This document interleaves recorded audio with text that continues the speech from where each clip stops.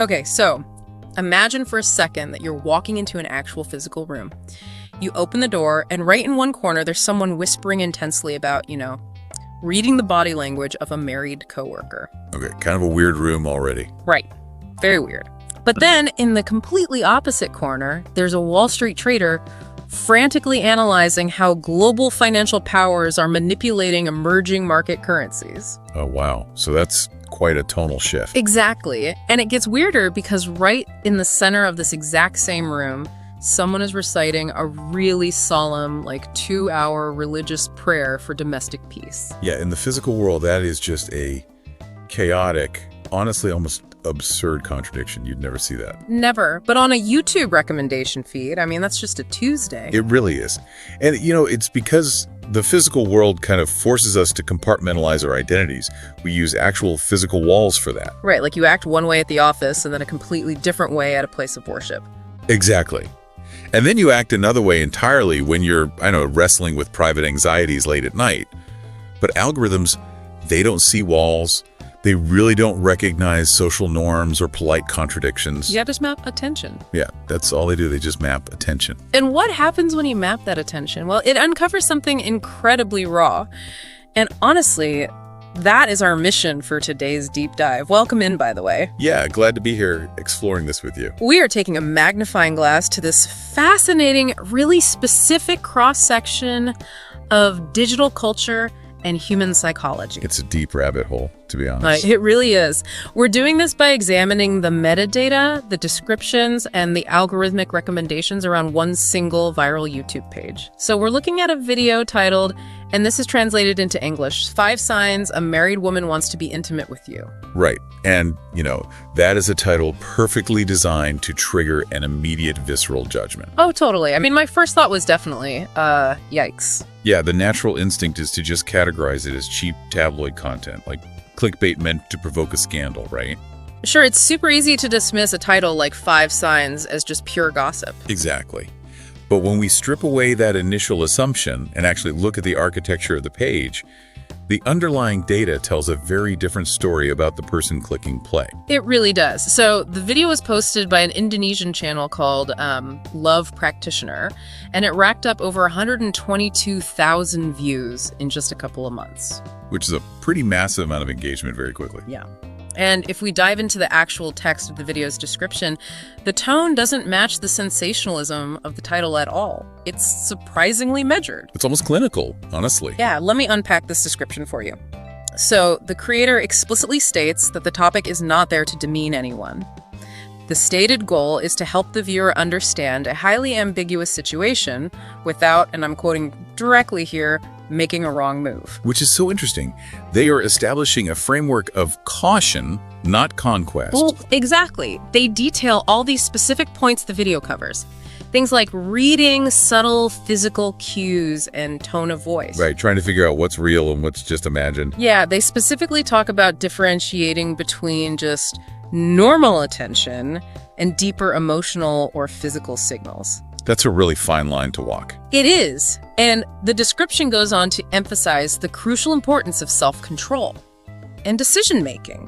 It discusses how to maintain personal boundaries without aggressively ruining them. And how to understand the emotional dynamics of these really complex relationships. Yeah. So when I was reading this, I have to be honest, it didn't feel like a predatory playbook. It felt like defensive driving. Okay, wait. Defensive driving. Let's examine that comparison for a second. Okay, yeah. Think about it.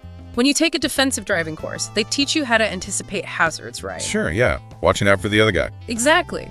They teach you to read the subtle signs that another driver is about to, drift into your lane so you can hit the brakes and avoid a catastrophic crash. Right, I see where you're going with this. So reading this video description, I just had to ask, is this content actually providing a map to help people navigate confusing, high-stakes social situations without completely crashing their lives? Like they're looking for a guidebook. Yeah.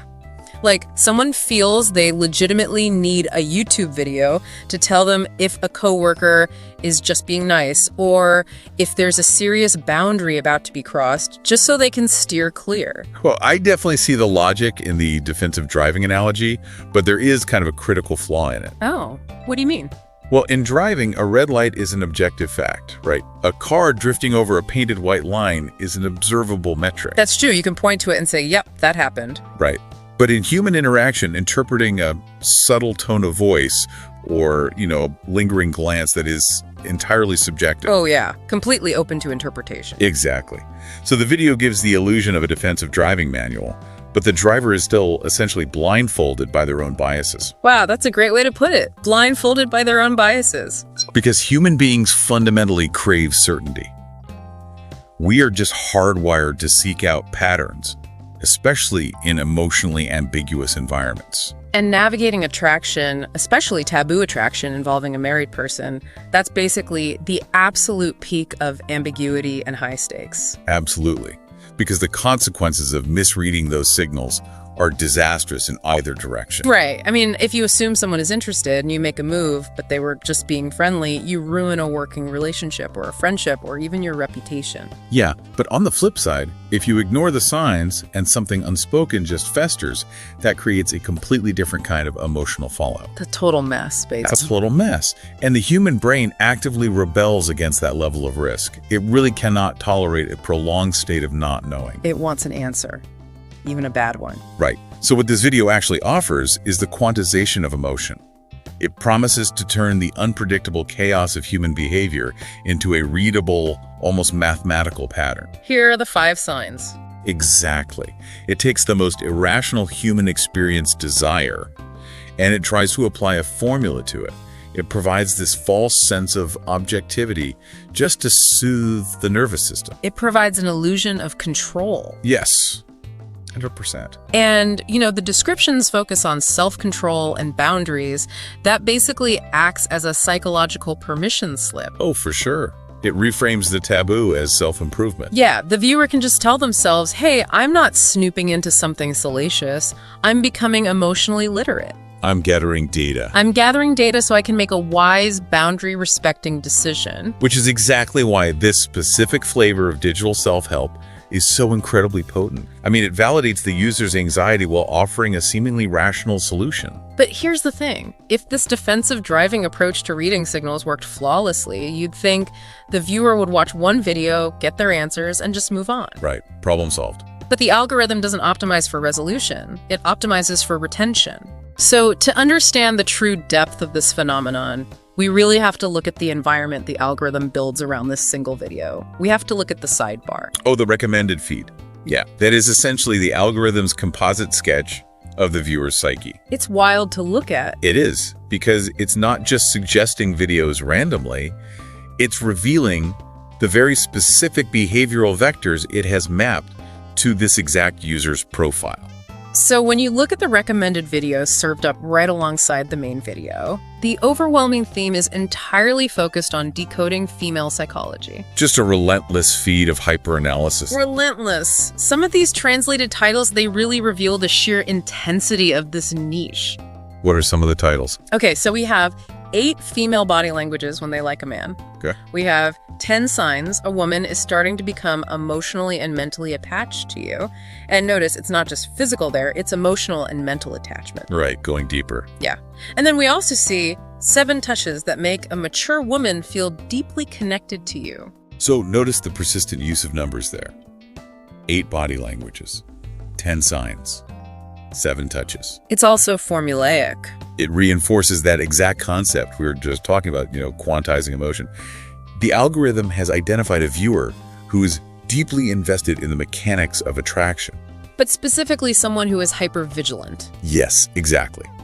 This is a persona that overanalyzes micro movements, like a specific type of touch on the arm or a slight shift in posture. Looking for clues everywhere. The algorithm feeds this specific anxiety perfectly by validating the idea that human interaction is basically a secret code.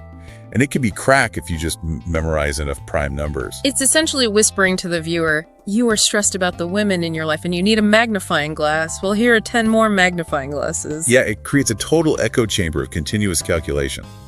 The viewer is just kept in a state of constant appraisal, always looking for the very next microsignal to decode. But amidst all these really analytical, clinical, how to read signals videos, There is a massive, highly viewed outlier sitting right there in the recommendations. Oh, this one is fascinating. It's wild. It's this traumatic,